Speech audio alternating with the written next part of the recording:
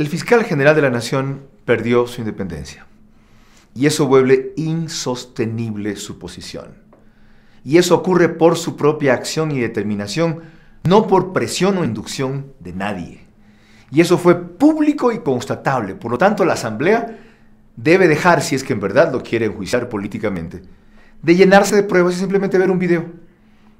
Aquel en el cual la noche del accidente de su esposa, él la declaró inocente, él aseguró que ella no iba manejando, él sostuvo que quien manejaba era su personal de seguridad, anticipándose hacia la investigación, presionando indirectamente a quienes tendrían que hacerlo y asumiendo una posición antiética respecto a sus subordinados que tendrían que fallar sobre ese tema.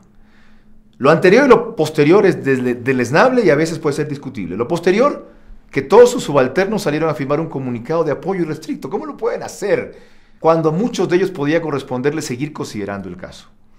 Y lo anterior, del despliegue descomunal de la propia Fiscalía y de la Policía para encubrir y proteger, es inadmisible. Borraron evidencias, el carro enseguida fue llevado a la retención. No permitieron, por ejemplo, hacer pruebas de huellas digitales en el volante, que habrían servido para salir enseguida de la duda si la señora manejaba o no manejaba. No permitieron un levantamiento del cadáver, es decir, todas las circunstancias del accidente terribles de encubrimiento, de manipulación y de presión son conocidas y no voy a abundar en ellas. Los testigos que dijeron ver las cosas, en fin. Ya. Falta por ver si se puede probar que la señora iba o no manejando. Hay elementos para dudar, no solo por su declaración, sino porque no era habitual que la esposa de un funcionario del Estado sea quien conduzca. Lo usual es que lo haga el chofer. Pero podía haber sucedido. En ese sentido, la decisión está abierta, aunque los testimonios son contundentes, y hay un video que se está chequeando en Estados Unidos para ver si en efecto salió del vehículo desde esa parte del asiento del conductor, la izquierda, o salió de la parte de la derecha. Pero vuelvo a lo principal, que es la actitud del fiscal, que no se arregla con una licencia de 15 días, que no se arregla aplacando la crítica, hombre que había tenido aciertos y desaciertos en su fusión. Entre los aciertos iniciales, anunciar que impulsaría la extradición de los Isaías, que finalmente dejó y que él consideraba que sí era posible, aunque debe haber sentencia ejecutoriada en el país donde son perseguidos para que los Estados Unidos los extraditen. Otro acierto, el acoger, porque ya no había otra alternativa además, el inicio de un juicio a la ministra de Salud después de todas las acusaciones de Leonardo Viteri. Los desaciertos, abrir una causa a Edgar Terán, por más de derecha que sea, a lo cual él tiene pleno derecho, por opinar contrariamente al régimen y acusarlo de conspiración o sedición.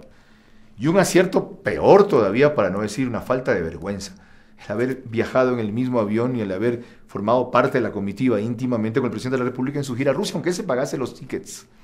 La distancia de una autoridad de control no solo debe ser, sino también parecer. Pero todo eso podría ser secundario, criticable, relativo, con relación a la posición que él asumió en el accidente de su esposa. Y yo lo puedo entender, no lo puedo justificar. A mí no me ha pasado. Dios quiera que nunca me pase. Eso le puede ocurrir a cualquier persona que atropelle un peatón, ya sea por descuido del conductor o desatención del peatón. De paso, esto de que Natalia M. tenía 0.8 de alcohol es una cosa por discutirse. La muestra de sangre fue manipulada, puede ser o no ser. Alguien que toma una cerveza a las 10 de la mañana da ese registro, lo cual no significa que esté ebria. Ojo, aquello de que iba hablando por celular, su madre lo ha desvirtuado extraordinariamente, y apareció el celular en la cartera intacto. Cuando a uno lo atropella, el celular vuela y por lo menos se desbarata, si no se destroza. Pero lo central es que, impelido seguramente por el afecto de su esposa, por el afán primario que cualquiera puede tener de protegerla, de ayudarla, de comprenderla, hasta de encubrirla, olvidó su responsabilidad pública principal. Repito, nos puede pasar incluso eso a cualquiera, pero no significa que al que le ocurre sea admisible, no punible y no sancionable. El fiscal perdió su independencia, perdió su legitimidad, perdió su poder, perdió su credibilidad, perdió su influencia, perdió su autoridad. Que se vaya o no, incluso secundario. No tiene ninguna fuerza moral lo que en adelante haga en cualquier sentido. Si él lo entiende o no, es su decisión. Si la Asamblea no sigue jugando a que lo sacan o no lo sacan, es política.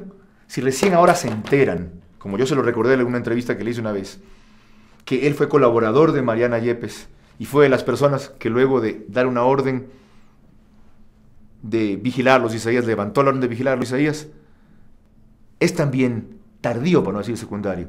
¿Esos asambleístas que lo nombraron en monarquista fiscal no lo sabían?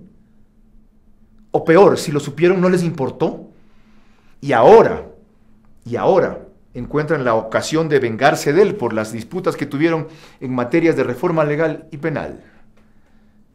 Me parece barata la retaliación y sobre todo tardía y política. Entonces tampoco está en manos de la Asamblea este tema. Está en manos de la opinión pública que ha visto con estupor, con vergüenza, con indignación y rechazo cómo perdió su independencia para ponerse públicamente a favor de su cónyuge, lo cual humanamente es comprensible, pero jurídicamente es inadmisible.